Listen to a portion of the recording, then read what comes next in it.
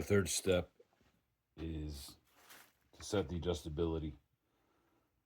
Set the magnet along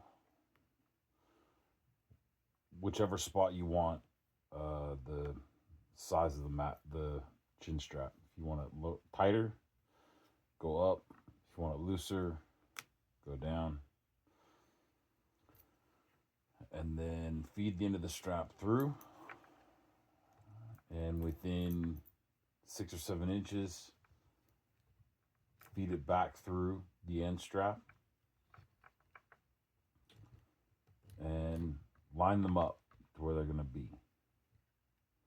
So you can see that there's a little loop in there with the slit that's going to be lined up within that edge. So then you insert it just like that after you picked it up off of the strap. Use a little screwdriver to put it forward, and then you'll see that it lands right there where it needs to be. Everything is locked in. Just like that. It's a quick release. And in time, you will come to love it.